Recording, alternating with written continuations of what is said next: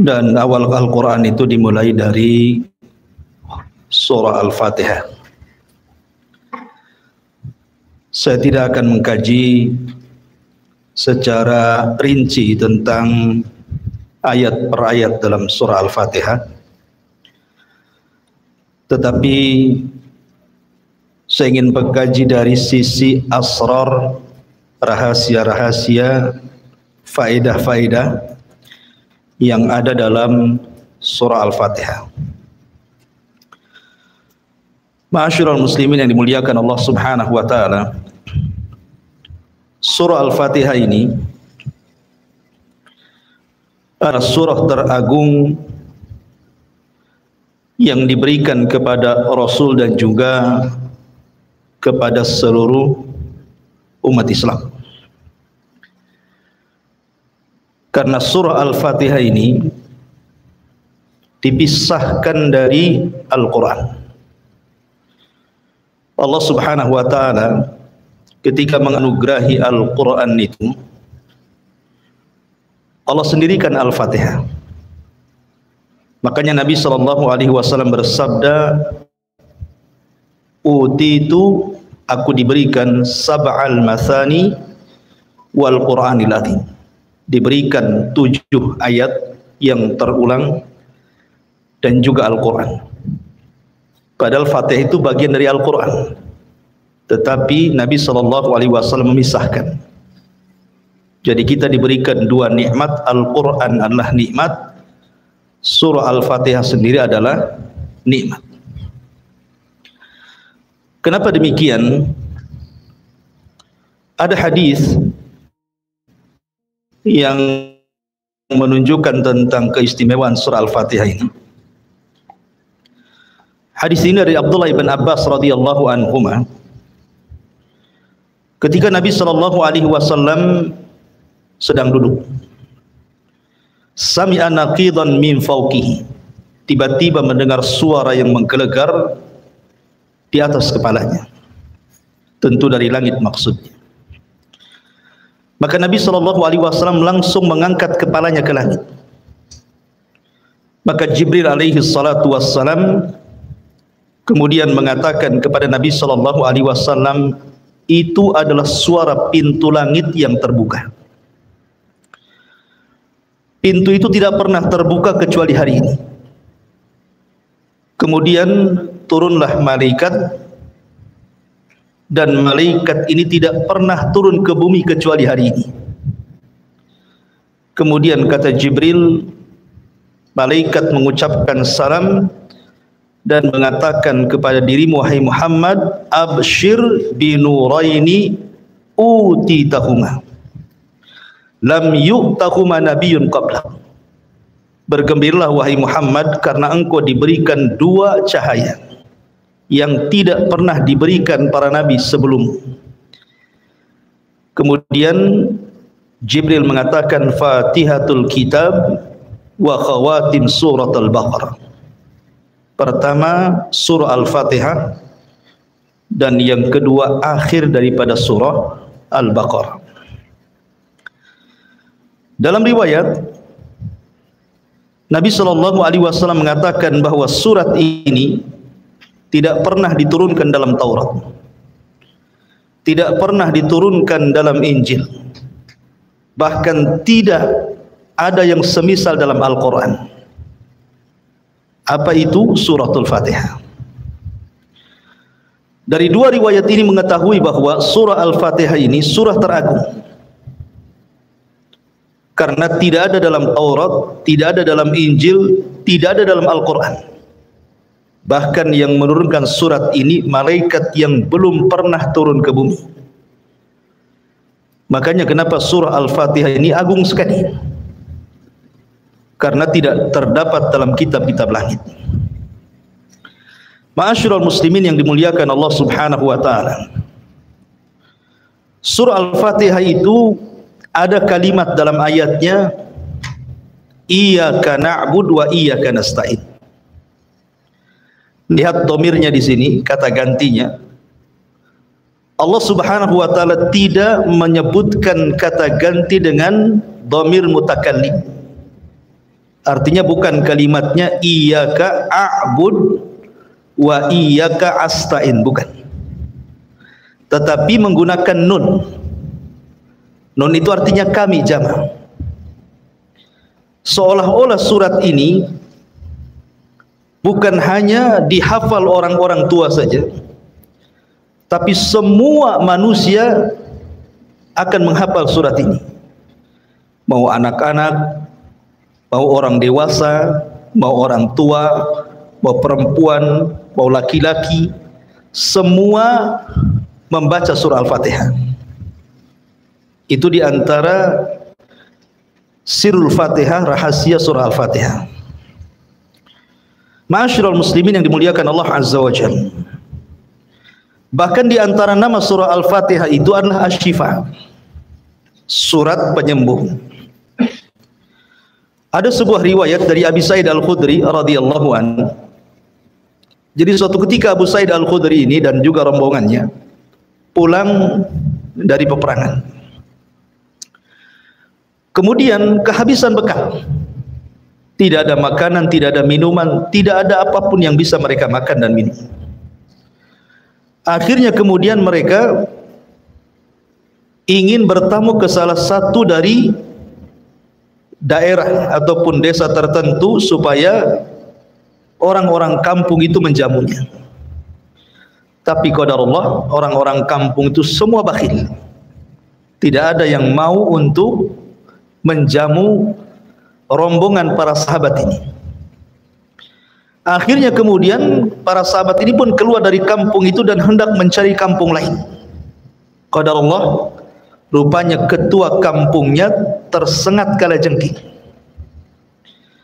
Ketika tersengat kalajengking karena orang kampung itu tidak ada yang sanggup mengobati, dan dilihatnya para sahabat yang kampung itu nampaknya ada di antara mereka yang mampu mengobati, makanya orang kampung mengejar sahabat ini. Kemudian mengatakan, sudikah kalian mengobati ketua kami? Karena sahabat sudah sakit hati, itu masuk kampung minta dijamu, nggak ada yang ngasih. Sekarang pimpinannya terkena sengatan kalajengking, tiba-tiba minta diobati. Akhirnya para sahabat mengatakan, mungkin bahasa kita enak saja kan itu ya. Saya minta makan tak dikasih, sekali kalian sakit minta diobati, itu bahasanya. Akhirnya kemudian para sahabat mengatakan, ya, kami siap mengobati pimpinan kalian dengan syarat kalian harus memberikan imbalan kambing sekian dan sekian. Akhirnya kemudian salah seorang sahabat membacakan surah Al-Fatihah, kemudian diusap kepada bekas sengatan kalajengking itu. Tiba-tiba sembuh. Sesuai perjanjian kalau sembuh ngasih kambing kan itu. Akhirnya kemudian dikasih kambing, kemudian mereka pun sebagiannya dimakan dan sebagiannya dibawa pulang. Ketika kemudian sampai di hadapan Nabi SAW, para sahabat ini bercerita. Maka apa kata Nabi SAW? Dari mana kalian tahu bahwa surat itu adalah suratul ruqyah, surat yang bisa meruqyah? Kemudian Nabi SAW, kalau begitu maka berikan bagian kambing kalian untukku juga. Rasul minta bagian dari sini. Maka dari kisah ini surat Al-Fatihah itu disebut dengan suratul syifa, surat untuk menyembuhkan.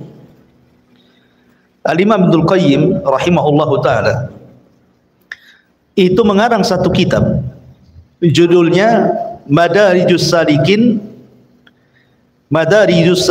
fi iyyaka na'budu wa iyyaka nasta'in. Itu beliau memberikan faedah banyak tentang surah Al-Fatihah.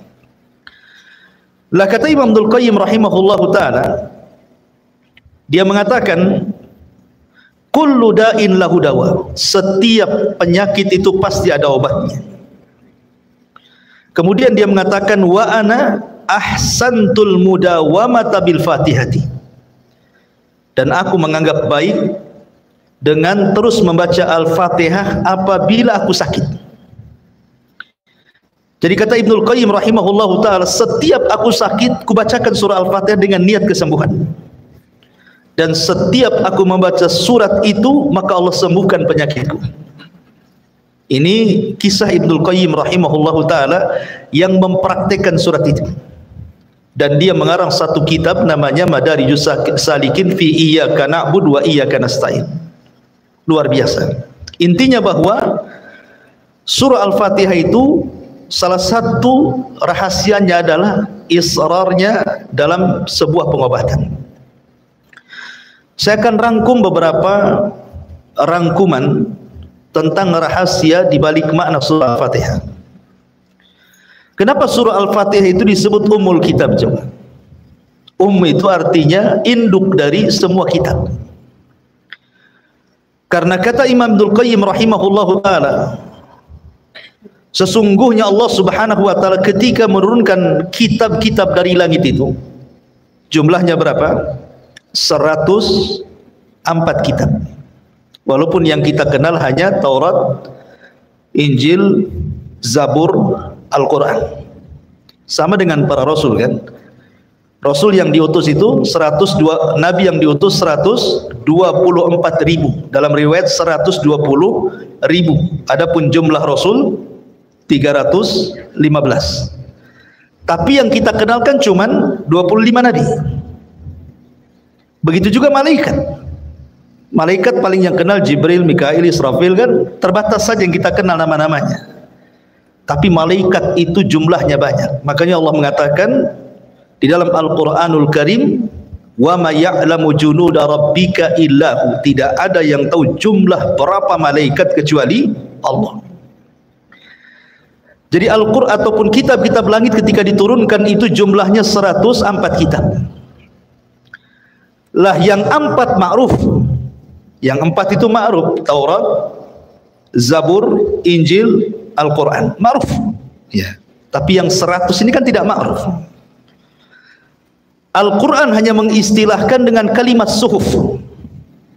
Allah mengatakan inna hadza lafi suhufil ula suhufi Ibrahim wa Musa. Hanya mengistilahkan suhuf saja. Lalu 100 suhuf ini diberikan kepada siapa? Ada yang mengatakan 50 suhuf diberikan kepada Nabiullah Syith. Nabi Syith itu nabi setelah Adam, sebelum Idris. Kemudian 30 suhuf diberikan kepada Nabi Idris. Kemudian 10 suhuf diberikan kepada Nabi Ibrahim. Dan 10 suhuf diberikan kepada Musa selain Taurat. Berarti jumlahnya 100. 50 diberikan kepada Syith, ditambah 30, berarti sudah 80. Diberikan kepada Idris, yang 10-nya diberikan kepada Ibrahim, yang 10-nya diberikan kepada Musa. Kemudian di sana ada Taurat, ada Injil, ada Zabur, ada Al-Quran. Berarti semuanya 104 kitab. Kata para ulama, dari 100 kitab, kalau digabungkan dengan Taurat, maka Allah Subhanahu wa taala ringkas menjadi hukum-hukumnya dalam kitab Injil. Dan 100 kitab yang ada dalam Taurat ataupun Injil, karena Zabur itu bukan kitab-kitab hukum. Kalau Zabur itu kan tipis. Dia cerita tentang nasihat-nasihat saja. Lain dengan Injil dan Taurat gitu ya. Memang lengkap seperti Al-Quran. Lah dari 100 kitab, 100 suhuf, kemudian ditambah dengan Taurat, kemudian dengan Zabur dan Injil, itu Allah Subhanahu wa taala ringkas di dalam Al-Quran. Lah Al-Quran sendiri Allah ringkas dalam satu surat yang disebut dengan Suratul Fatihah. Dan surat Al-Fatihah sendiri diringkas lagi dalam satu ayat, Iyyaka na'bud wa iyyaka nasta'in. Makanya kalimat Iyyaka na'bud wa iyyaka nasta'in mencakup seluruh kitab-kitab langit. Karena tujuan diturunkan Alkitab untuk apa? Wa ma khalaqtul jinna wal insa illa liya'budun. Kan tujuannya untuk ibadah. Maka ada pada kalimat Iyyaka na'bud wa iyyaka nasta'in. Lah surah Al-Fatihah itu terkandung seluruh kitab, terutama Al-Quranul Karim. Kenapa demikian? Karena Al-Quran itu kalau kita bagi tiga, maka sepertiga Al-Quran itu bicara tentang akidah, sepertiga Al-Quran itu bicara tentang ibadah, dan sepertiganya bicara tentang akhlak yang di dalamnya ada kisah-kisah para nabi dan rasul dan iqab kepada orang-orang yang memusuhi para nabi dan rasul. Tiga perkara ini ada pada surah Al-Fatihah. Kalau kita cerita tentang akidah, maka ada pada 3 ayat pertama surah Al-Fatihah. Alhamdulillahirabbil alamin, Ar-Rahmanir Rahim, Maliki Yaumiddin. Ini bicara tauhid. Tauhid dari 3 tauhid, bicara tentang rububiyah, bicara tentang uluhiyah, bicara tentang asma dan sifat. Adapun rububiyah, Rabbul Alamin.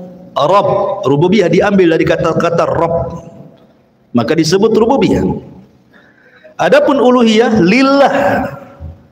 Uluhiyah itu diambil dari kalimat Allah menjadi uluhiyah. Adapun asma wa sifat, Ar-Rahman, Ar-Rahim. Ini yang pertama. Adapun yang kedua bicara tentang ibadah. Iyyaka na'bud wa iyyaka nasta'in. Hanya kepadamu kami beribadah dan hanya kepadamu kami meminta pertolongan. Kemudian yang ketiga bicara tentang akhlak. Ihdinas siratal mustaqim, siratal ladzina an'amta alaihim. An'amta alaihim, orang yang kau berikan nikmat itu siapa? Dalam ayat yang lain, minan nabiyyin was-siddiqin wasyuhada was-salihin. Orang-orang yang diberikan nikmat itu mereka para nabi, mereka para siddiq, mereka para syuhada, mereka orang-orang saleh, dan mereka adalah orang-orang yang pantas kita tiru akhlaknya. Makanya surah Al-Fatihah itu mencakup Al-Quran secara keseluruhan. Ini yang pertama. Kemudian yang kedua, surah Al-Fatihah ini mengajarkan kepada kita bagaimana caranya kita beribadah. Bagaimana caranya kita beribadah kepada Allah Subhanahu wa ta'ala. Pertama, ma'rifatullah, mengenal Allah Subhanahu wa ta'ala. 3 ayat pertama mengenal Allah. Ya kan? Kan sebelum kita beribadah kita harus mengenal siapa yang kita ibadahi kan? Kalau Anda beribadah kemudian tidak kenal siapa yang Anda ibadahi, Anda sedang beribadah kepada siapa? Kan itu ya. Kita ibadah ini harus tahu yang diibadahi siapa. Yang diibadahi adalah Allah. Makanya Allah ajarkan bagaimana cara beribadah. Sebelum kita mengatakan iyyaka na'bud, hanya kepada mulah kami beribadah, Allah kenalkan dulu siapa dirinya. Alhamdulillahirabbil alamin, Ar-Rahmanir Rahim, Maliki Yaumiddin. Inilah ma'rifatullah dengan segala jenis tauhid yang saya sebutkan tadi. Kemudian yang ketiga, di dalam ayat ini juga, dalam surat Al-Fatihah ini juga diajarkan kepada kita bagaimana caranya kita meminta hidayah. Meminta hidayah. Kalau kita melihat hadis Nabi SAW tentang balasan orang yang membaca surah Al-Fatihah dalam salat, kata Nabi SAW, Fatihah itu dibagi menjadi 2. Separuhnya untuk Allah dan separuhnya untuk hamba. Kemudian Allah Subhanahu wa ta'ala berfirman dalam hadis qudsi, kalau Anda membaca Alhamdulillahirabbil alamin, segala puji hanya milik Allah, Rabb semesta alam, maka Allah akan menjawab apa? Hamidani abdi, hambaku sedang memujiku. Apabila kita membaca dalam salat kita Ar-Rahman Ar-Rahim, maka Allah jawab di langit, Asna alayya abdi, hambaku sedang mengagungkan diriku. Kalau kita membaca Maliki Yaumiddin, maka Allah Subhanahu wa ta'ala akan jawab di langit, Majjadani abdi, hambaku sedang membesarkan diriku.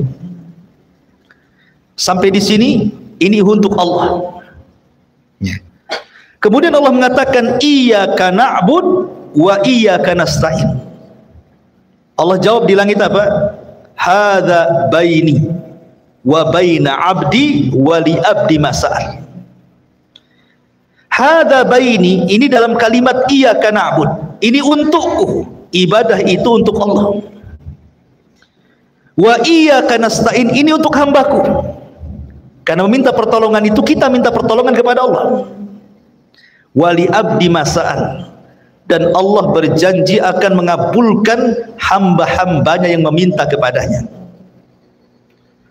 Ihdinas siratal mustaqim siratal ladzina an'amta 'alaihim ghairil maghdubi 'alaihim waladdallin. Sama, hadza baini, ini untukku, maksudnya hidayah milik Allah, ya kan? Karena kita tidak bisa memberikan hidayah kecuali irsyad, taufik itu milik Allah. Wa baina 'abdi, dan bagi hambaku, dengan cara terus berdoa meminta hidayah kepada Allah Azza wa Jalla agar dihindarkan dari sifat-sifat orang Yahudi al-maghdub dan juga sifat-sifat orang Nasrani al-zalim. Makanya dalam mazhab Syafi'i, dalam sebagian mazhab mereka mengatakan kalau antum sholat, karena dalam mazhab Syafi'i itu sholat wajib membaca Fatihah. Mau dikeraskan imamnya, mau disirkan imamnya, makmum tetap baca Fatihah. Itu dalam mazhab Syafi'i. Kalau seandainya seorang makmum dia masbuk, kemudian imam sedang membaca surat, antum baru memulai Al-Fatihah, tapi antum sudah membaca 3 ayat pertama, kemudian imam ruku, itu sudah dianggap 1 rakaat. Kenapa? Karena hak Allah sudah antum penuhi. Bisa paham ya? Karena hak Allah antum sudah penuhi, ya. Tetapi kalau seandainya belum selesai baru alhamdulillah kemudian ruku, belum dianggap 1 rakaat. Paham kan? Ya, itu dalam mazhab Syafi'i seperti itu. Karena 3 ayat pertama itu hak Allah, kemudian 4 ayat setelahnya itu hak hambanya. Ma'asyiral muslimin yang dimuliakan Allah Azza wa Jalla, lah perhatikan dalam jawaban-jawaban Allah itu. Allah Subhanahu wa taala menjawab dengan 3 jawaban haknya. Pertama, hamidani abdi. Yang kedua, asna alayya abdi. Yang ketiga, majjadani abdi.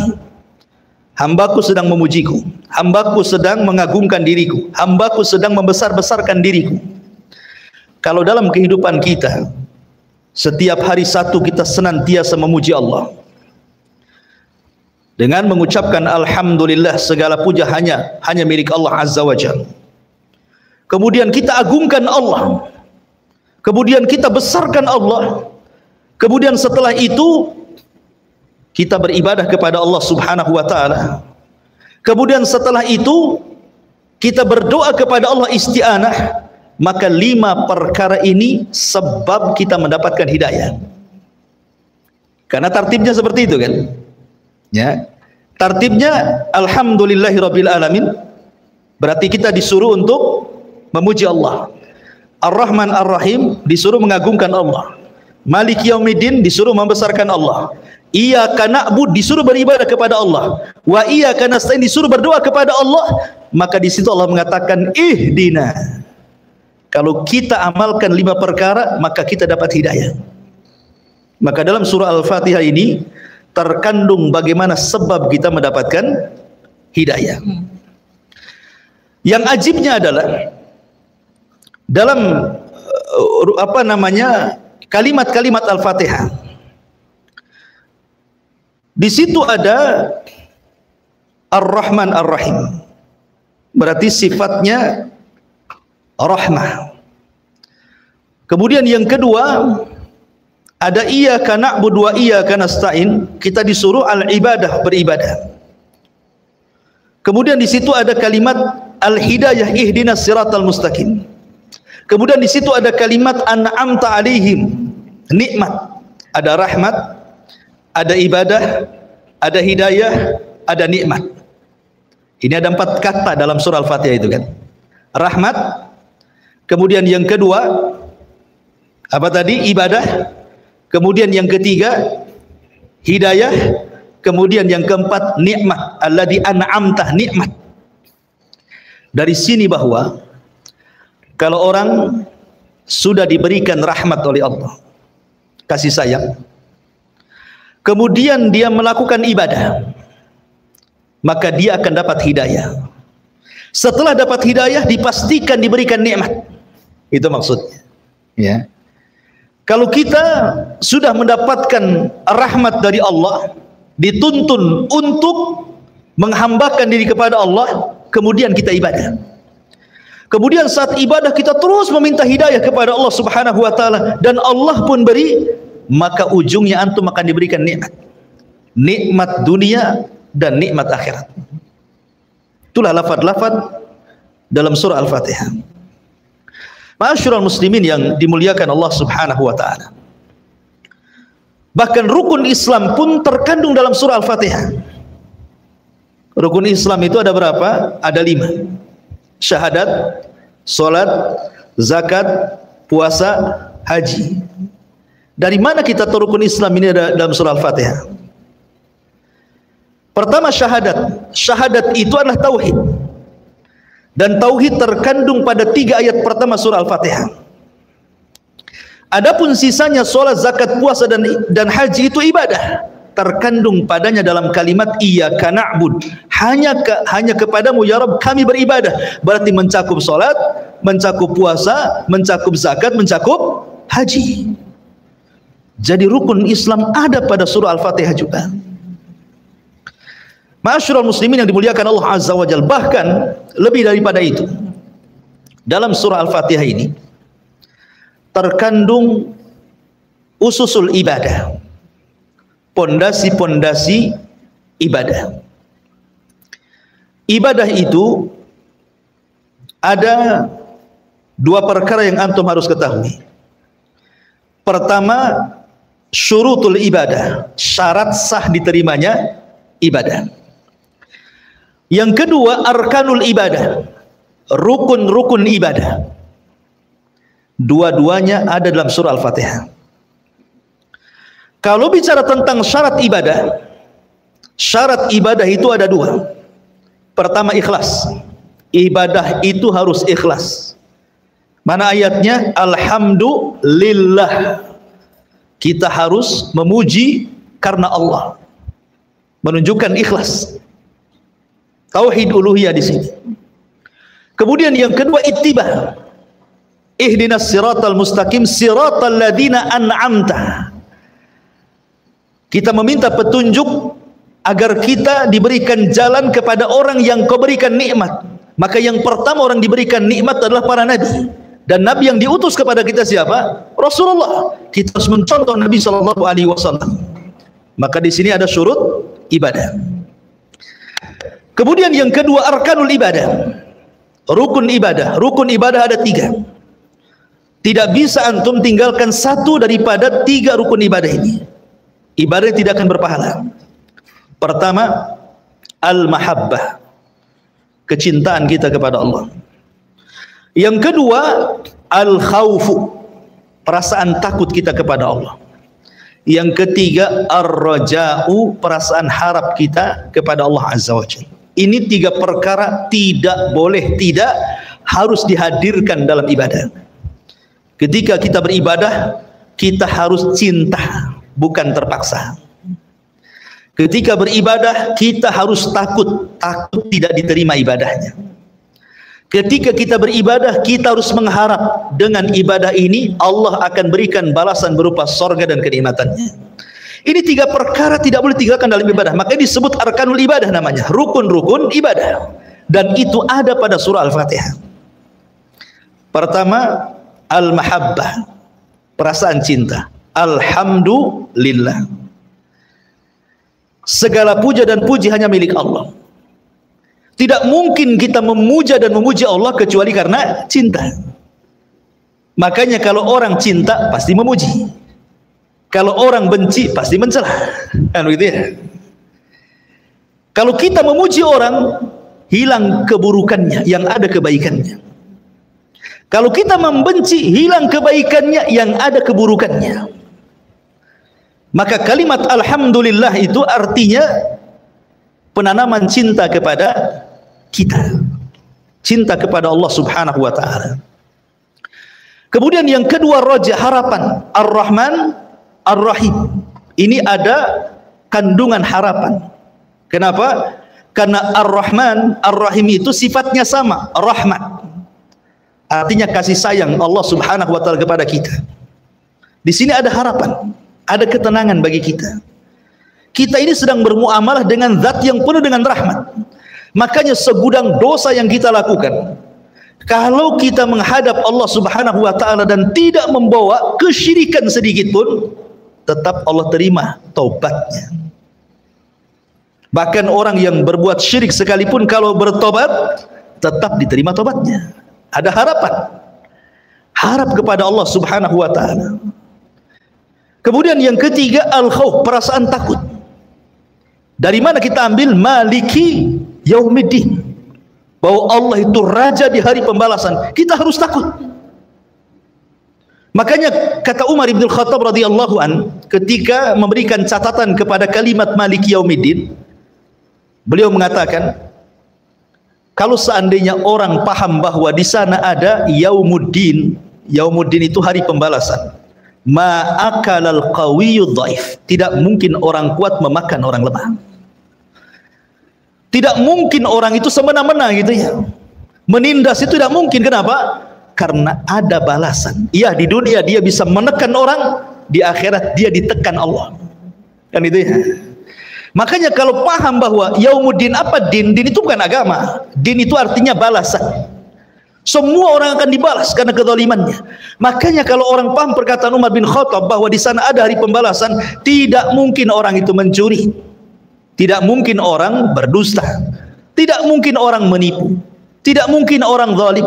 Tidak mungkin orang hasad. Tidak mungkin orang menyakiti. Tidak mungkin orang mencela, mencaci, memaki, menggibah dan yang lainnya. Kenapa? Di sana ada hari pembalasan gitu ya. Maka timbul perasaan al-khaufu, takut.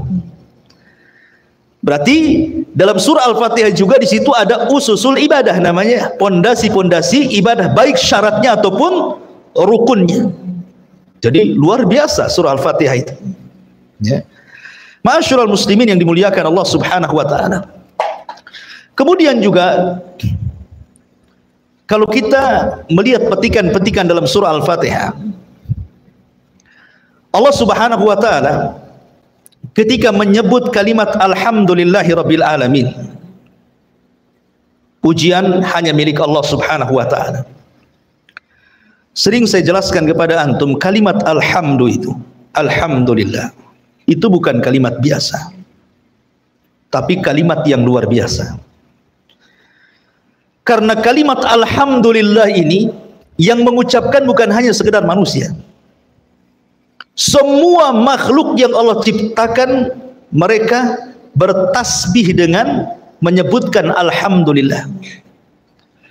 Ini kalau seandainya botol ini dia sedang bertasbih kepada Allah Azza wa Jal, kemudian kita mampu mendengar ucapan tasbihnya, pasti botol itu akan mengucapkan alhamdulillah. Tiang, kipas, apalagi di sini meja yang antum pakai itu, mereka semua bertasbih. Karena Allah yang mengatakan wa im min kulli syai'in illa yusabbihuna bihamdi walakin la tafqahuna tasbihahu. Kan itu ya. Segala sesuatu yang Allah ciptakan itu semua bertasbih, cuman kalian tidak paham tasbihnya. Dengan apa mereka bertasbih? Bihamdi. Kalimat hamdi artinya kalimat alhamdulillah. Berarti kalau seandainya Allah perdengarkan pohon pisang bertasbih, pasti pohon pisang akan mengucapkan alhamdulillah. Kalau seandainya antum perdengarkan ayam sedang bertasbih, pasti ayam itu mengucapkan alhamdulillah. Kalau seandainya gunung itu antum perdengarkan bagaimana tasbihnya gunung, pasti gunung akan mengucapkan alhamdulillah. Segala sesuatu, mau lautan, mau ikan-ikan di dalam lautan, mereka bertasbih kepada Allah dan tasbihnya dengan ucapan alhamdulillahi rabbil alamin. Alhamdulillah. Karena alhamdulillah itu mencakup segala lini kehidupan manusia. Bukan hanya diucapkan orang senang saja, orang susah pun mengucapkan alhamdulillah. Enggak percaya antum? Datang ke orang sakit. Gimana kondisinya? Alhamdulillah. Sakit saya tidak terlalu parah. Tuh sebelah sana itu sudah meninggal kemarin. Alhamdulillah juga dia. Padahal dia stroke. Ya. Apalagi orang sehat. Kaifa haluk? Alhamdulillah bi khair. Begitu ya. Antum datang ke orang fakir, orang miskin. Kaifa haluk? Bagaimana kondisimu? Kata orang fakir, alhamdulillah masih bisa makan. Gitu ya. Orang sebelah nasinya nasi kering katanya. Ya. Apalagi orang kaya, makin keras alhamdulillahnya. Kaifa haluk? Alhamdulillah, tambah lagi oplet saya katanya. Semua orang mengatakan alhamdulillah. Mau orang sakit ya alhamdulillah, orang sehat alhamdulillah, orang miskin alhamdulillah, orang kaya alhamdulillah. Semua orang mengucapkan alhamdulillah. Bahkan para malaikat disebutkan di dalam Al-Qur'anul Karim. Lihat bagaimana para malaikat, seluruh malaikat, seperti Allah mengatakan dalam surah Ghafir ayat 7. Alladzina yahminuna al-arsya wa man hawlahu yusabbihuna bihamdi rabbihim. Dan para malaikat-malaikat pemikul arasy dan seluruh malaikat di sekitarnya, mereka bertasbih dengan menyebut alhamdulillah. Semua malaikat. Dan itu juga hal yang semana antum bisa buka dalam surah Zumar ayat 75 dan dalam surah Al-Baqarah ayat 30. Ketika malaikat mendengar Allah akan menciptakan makhluk berupa manusia Adam, apa kata malaikat? Ataj'alu fiha man yufsidu fiha wa yasfiku dima wa nahnu nusabbihu bihamdik. Dan kami bertasbih kepadamu dengan cara apa? Bihamdik, artinya mengucapkan alhamdulillah. Semua malaikat apabila bertasbih kepada Allah, pasti ucapan mereka alhamdulillah. Segala puja dan puja hanya milik Allah. Karena Allah itu paling suka dipuji. Tabiat manusia juga sama kan? Antum kalau dipuji senang kan? Oh tampan padahal tidak. Oh cakep padahal tidak gitu. Oh cerdas padahal bodoh gitu. Tapi kalau dipuji kan senang kan?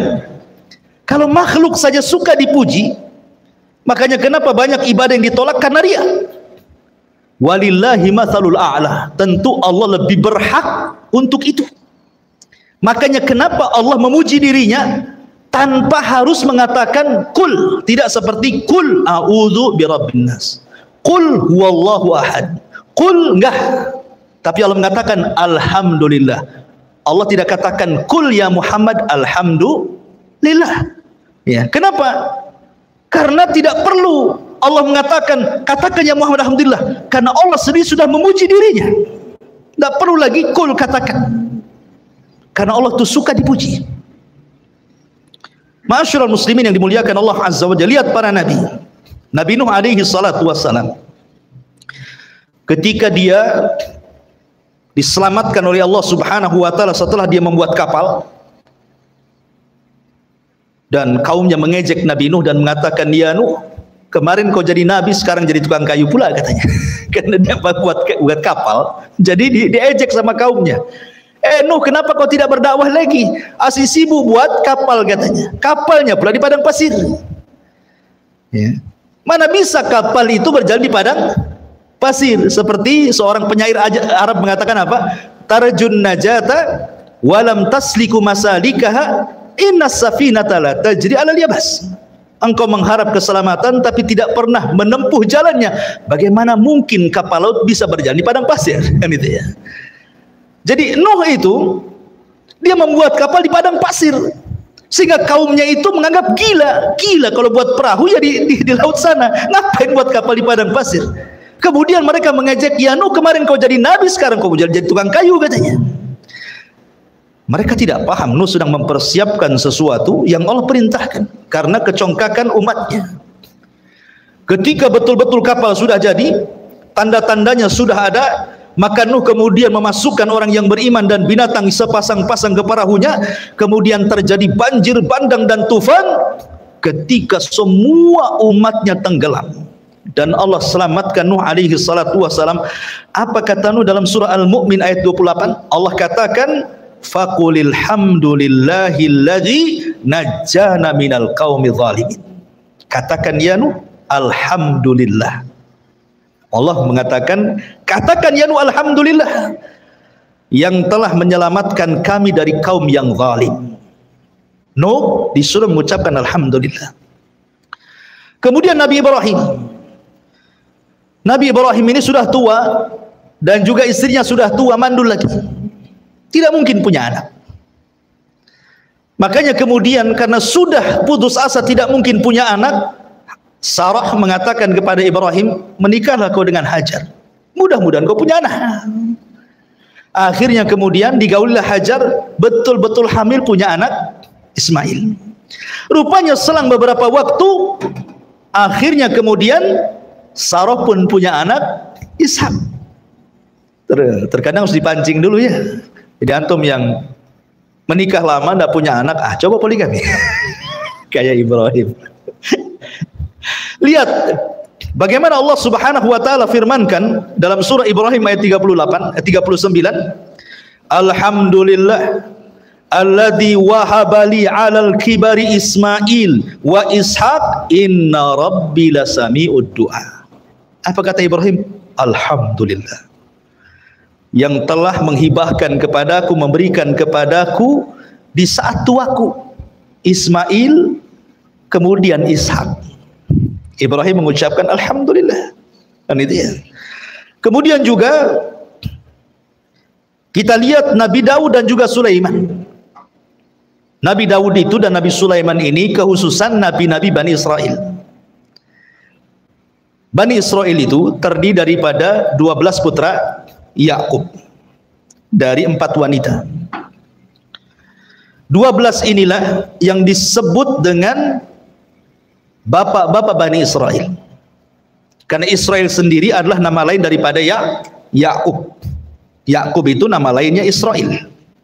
Punya anak 12. Dari 12 ini punya anak, maka kumpulan anak-anaknya itu disebut Bani Israel.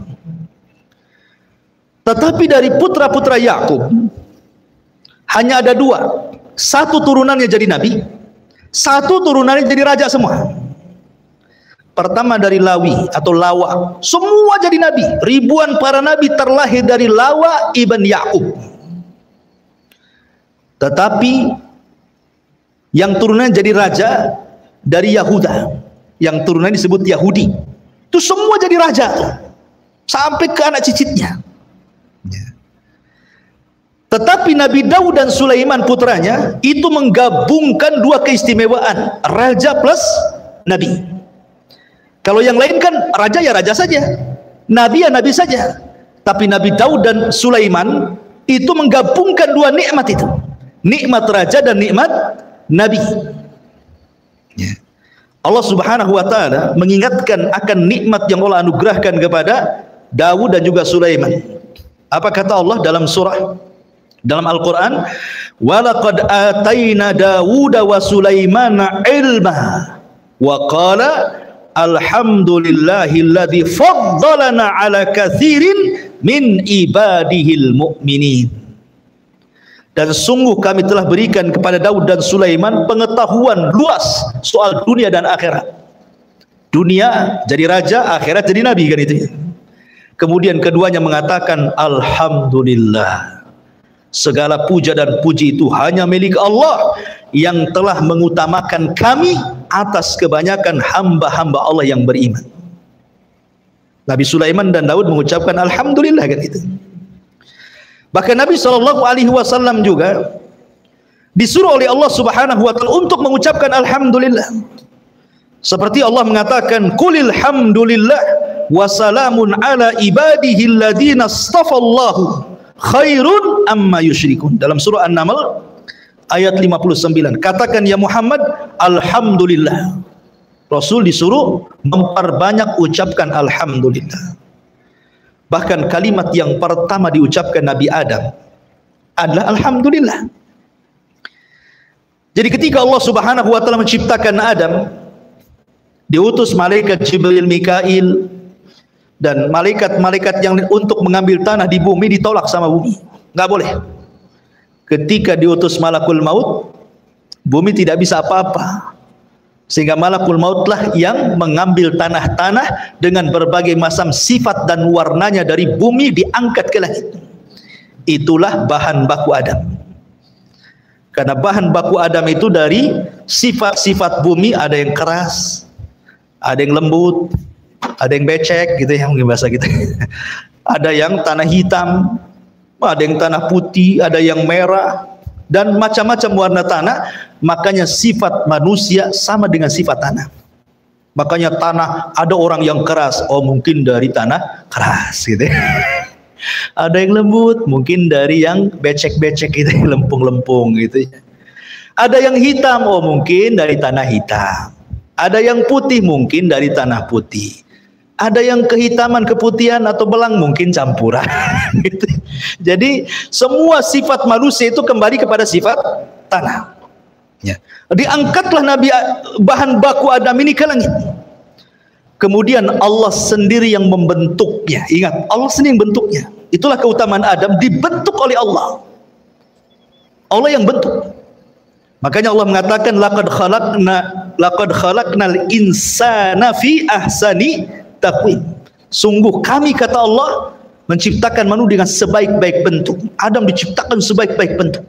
Makanya manusia itu paling indah ciptaannya dibandingkan semua makhluk Allah yang Allah ciptakan di bumi. Coba perhatikan binatang. Tidak ada binatang itu yang bisa berdiri di antara dua kaki. Sebutkan binatang apa? Dia bisa berdiri dengan dua kaki, berjalan tegap gagah seperti manusia. Tidak ada. Sapi 4 kaki, kambing sama, ya kan? Ular tak punya kaki lagi dia. Dia pakai perut jalannya kan itu ya. Apalagi kera, ya. Kera juga tidak bisa 2 kaki tegap, sekali-kali aja dia. Ya. Kucing apalagi bisa dia berdiri waktu atraksi saja. Habis itu dia tidak ada ceritanya binatang itu yang berdiri dengan 2 kaki dengan tegap kecuali manusia kan. Karena memang manusia itu fi ahsani taqwim. Allah sendiri yang bentuk. Lah ketika Allah Subhanahu wa taala memasukkan ruh kepada Adam di hadapan para malaikat, pertama kali Adam itu bersin. Haji gitu. Ya. Apa kata Allah? Qul ya Adam alhamdulillah. Katakan ya Adam alhamdulillah. Berarti ucapan yang pertama Nabi Adam keluar dari mulutnya itu alhamdulillah. Maka Allah mengatakan yarhamuka rabbuk. Rabbmu memberikan rahmat kepadamu Adam. Makanya jadi sunnah kalau orang bersin baca alhamdulillah, di sampingnya mendoakan yarhamukallah. Tapi dari sini menunjukkan bahwa Adam membaca alhamdulillah.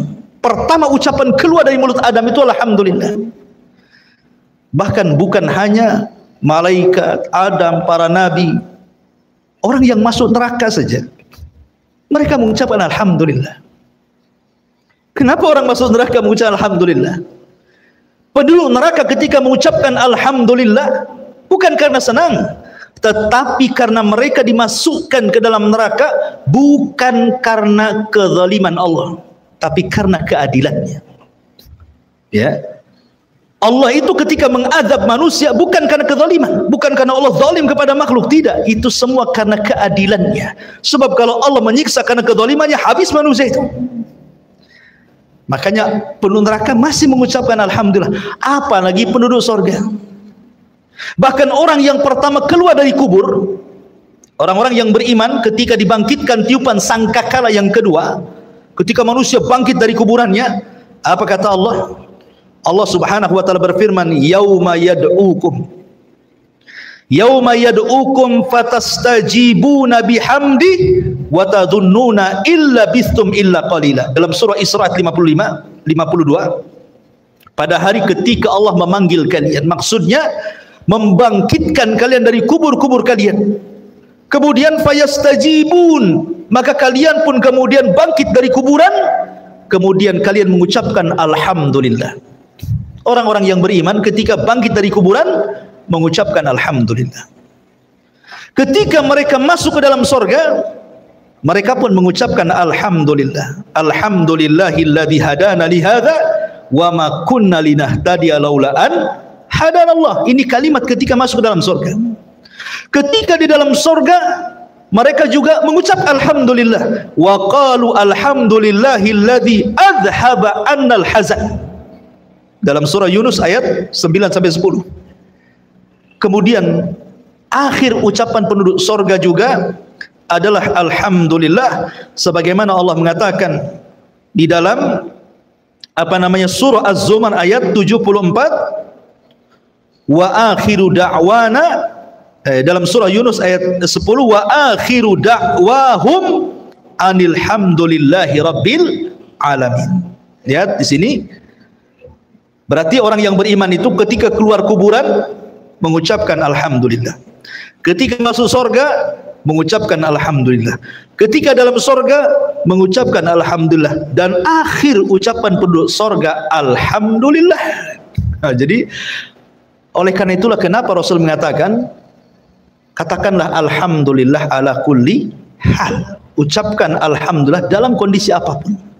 Karena begini ikhwan, ketika antum kerja, yang sudah kerja, antum berangkat dari rumah ke tempat pekerjaan, ya, kemudian antum melihat ada orang yang kecelakaan, tertabrak bak gitu kan, mati.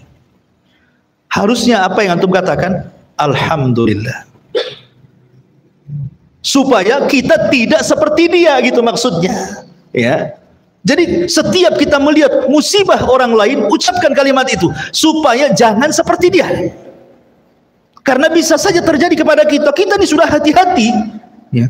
Lampu sudah hijau, antum lewat, rupanya yang lain melanggar antum. Bisa saja terjadi kan?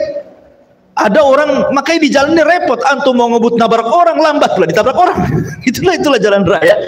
Dan jalan raya itu tempat kematian paling banyak hari ini. Padahal di zaman Rasul tidak ada orang mati di jalan. Makanya sering saya katakan di zaman Rasul tidak ada orang mati di jalan, karena nggak ada unta nabrak keledai gitu ya. Zaman sekarang truk nabrak tronton gitu ya, beca ditabrak sama mobil, macam-macam. Makanya kalau melihat musibah, ucapkan alhamdulillah supaya tidak terkena musibah itu. Antum masuk nih, pulang dari ngaji, masuk ke rumah, istri sehat, anak-anak sehat, tidak terjadi kebakaran di rumah, tidak jadi apapun di rumah, tidak kemalingan, ucapkan alhamdulillah. Supaya apa?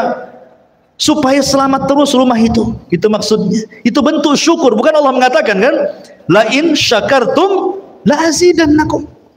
Kalau engkau banyak bersyukur, ku tambah. Jadi kalau kita masuk rumah melihat kondisi semua baik, alhamdulillah, insya Allah Allah tambah. Kalau sekarang istri antum satu, Allah tambah, alhamdulillah. Kata akhwat, inna lillah wa inna ilaihi rajiun. Masyarul muslimin yang dimuliakan Allah. Intinya kalau kita kupas, alhamdulillah banyak kan nih rahasia-rahasia dalam surah Al-Fatihah ini. Ya. Masyarul muslimin yang dimuliakan Allah Azza wa Jalla. Ar-Rahman Ar-Rahim. Ar-Rahman Ar-Rahim ini bukan kalimat biasa. Ya. Minimalnya kita ucapkan 17 kali dalam salat kita kan. Dalam salat wajib saja, belum salat-salat sunnahnya. Karena Ar-Rahman Ar-Rahim itu kalau antum perhatikan, kita memperhatikan maknanya, seolah-olah kita sedang diliputi rahmat Allah, kasih sayang Allah Subhanahu wa ta'ala. Kasih sayang Allah itu banyak sekali, ikhwatu fiddin, muliakan Allah Azza wa Jalla. Sampai-sampai Nabi SAW ketika bicara tentang rahmat Allah Subhanahu wa ta'ala, Allah itu memiliki mi'atu rahmah, 100 rahmat. Kemudian anzala minha rahmatun wahidah, tapi yang diturunkan ke bumi cuma satu. Bayangkan, Allah itu punya 100 rahmat kasih sayang, tapi yang diturunkan ke bumi cuma satu. Tapi dengan satu ini saja kita bisa melihat bagaimana seorang ibu menyayangi anaknya, ya kan? Bagaimana seorang bapa menyayangi anak-anaknya, bagaimana seorang anak cinta dengan ayahnya, bagaimana sesama binatang saling sayang. Kita lihat satu saja, kita melihat luar biasa, ya, rahmat bagi manusia itu. Bagaimana orang masuk surga? Yang rahmat Allah itu 99 kan di sana. Yang satu saja kita bisa melihat bagaimana kasih sayang manusia dengan manusia yang lain itu luar biasa. Seperti ada di zaman sahabat itu yang menggendong ibunya haji dari awal manasik sampai selesai karena cintanya dengan ibunya. Uwais ibn Qaran, Uwais al-Qarani, itu seorang kibarut tabi'in, hidup di zaman Nabi. Sebenarnya dia bisa jadi sahabat, tinggal datang dari Yaman ke Madinah berjumpa dengan Nabi, jadi sahabat dia kan. Karena syarat jadi sahabat itu harus melihat Nabi, beriman kepada Nabi, dan mati di atas agama Nabi. Itu sahabat namanya. Tapi Uwais al-Qarani bela-bela dia birrul walidain, sayangnya dengan ibunya sampai mengalahkan semuanya. Ya. Begitulah rahmat ditanamkan oleh Allah Azza wa Jalla. Pada satu rahmat itu yang diturunkan, tetapi untuk satu dunia, mencakup ke binatangnya, mencakup ke manusianya, dan begitu seterusnya. Bagaimana di sorga yang 99 rahmat itu? Di dunia saja kita sudah tenang, apalagi orang tua punya 5 anak, semua anaknya berbakti, tenang rasanya gitu ya. Itu rahmat Allah itu. Gimana di sorga yang 99 itu kan? Ya. Jadi kalimat Ar-Rahman Ar-Rahim ini bicara tentang rahmat, bicara tentang rahmat, kasih sayang Allah Subhanahu wa taala kepada kita. Sehingga kalau kita yakin Allah itu sayang dengan kita, ikhwatu fiddin, maka tidak ada orang yang putus asa di dunia ini. Enggak ada. Kebanyakan orang yang putus asa itu karena tidak paham kalimat Ar-Rahman Ar-Rahim ini. Apalagi seperti tadi yang saya jelaskan, Maliki Yaumiddin, ditanamkan sifat takut gitu ya. Kalau orang paham dengan kalimat Maliki Yaumiddin, maka dia akan bisa menanamkan tingkatan Islam tertinggi dalam Islam. Apa? Muraqabah. Jibril bertanya kepada Rasul, apa itu Islam? Apa itu iman? Apa itu ihsan? Kan itu ya. Berarti tingkatan Islam itu ada 3. Dimulai dari Islam, kemudian iman, kemudian ihsan. Berarti paling tinggi itu ihsan. Dalam Islam itu paling tinggi ihsan. Ihsan itu artinya merasa diawasi Allah. Dan kalau kita paham Maliki Yaumiddin, berarti Anda sedang dididik ihsan. Ya, tingkatan muraqabah yang luar biasa. Sebab kalau seandainya kita paham kalimat Maliki Yaumiddin, tidak ada di dunia orang ini berbuat jahat, ikhwan. Tenang di dunia ini. Yang mencuri nggak jadi, takut nanti dibalas di akhirat. Yang mau berbohong nggak jadi, yang mau nipu nggak jadi, yang mau korupsi nggak jadi, yang mau berdosa nggak ada jadi, mau bergibah nggak jadi. Tenang dunia ini, nggak ada kejahatan.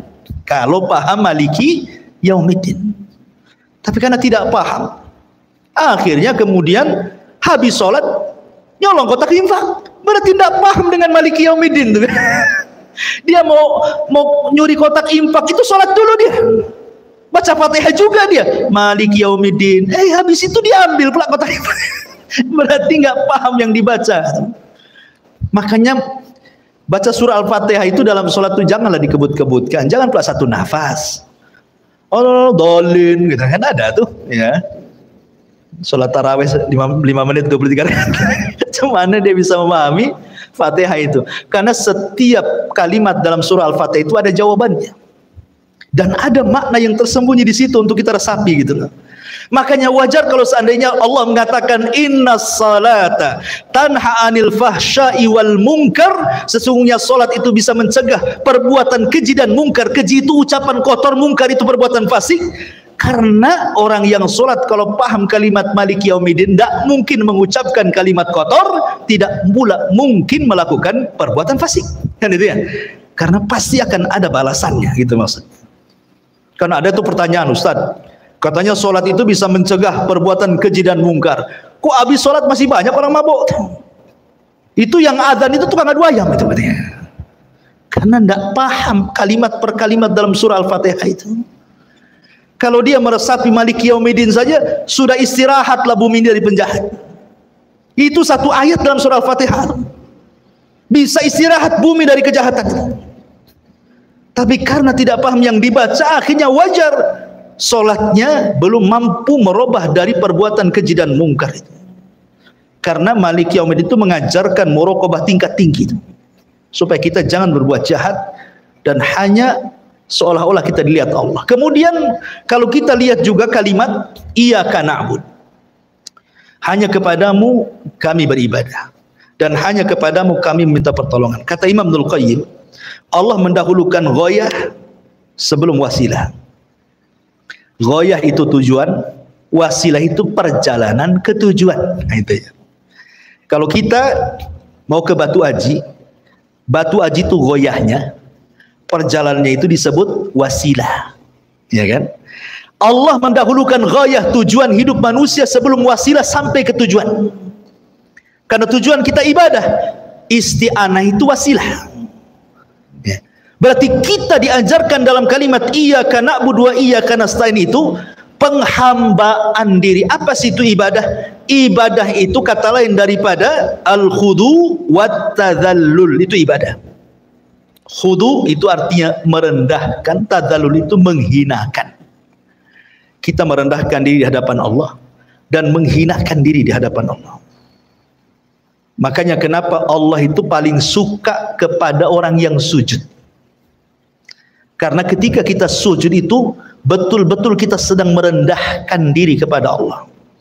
Disitulah Allah akan ijabah setiap doa orang yang sujud. Karena hadisnya bahwa seafdal-afdalnya doa ketika sujud. Allah tidak mungkin menolak doa orang yang sedang sujud. Maka kalau ingin berdoa ketika sujud itulah, karena itu waktu rendah-rendahnya kita di hadapan Allah itu. Ketika merendahkan betul, meletakkan dahi di tanah, itulah sebenarnya merendahkan kita kepada Allah. Kalau orang paham iyyaka na'bud, saya kira tidak ada orang sombong di bumi ini. Enggak ada. Karena semuanya harus merendahkan kepada Allah. Enggak ada orang yang congkak, yang sombong, yang takabur, itu enggak ada. Kalau seandainya para penguasa itu ketika sujud dalam solat, kemudian ketika dia membaca surah Al-Fatihah iyyaka na'bud, maknanya kita harus merendahkan dan menjadi hamba bagi Allah. Tidak mungkin kemudian dia takabur ketika menjadi pemimpin, karena di sana ada pemimpin yang sesungguhnya Allah Subhanahu wa taala. Apalah kita di hadapan Allah, wallahu akhrajakum min butuni ummahatikum la ta'lamuna syai'a. Ketika kita dikeluarkan dari rahim ibu kita, kita tidak tahu apa-apa loh. Melihat saja tidak, mendengar saja tidak, bergerak saja tidak bisa, lemah. Baru sedikit-sedikit Allah kasih pendengaran, kasih pemandangan, kasih gerakan, kasih kekuatan.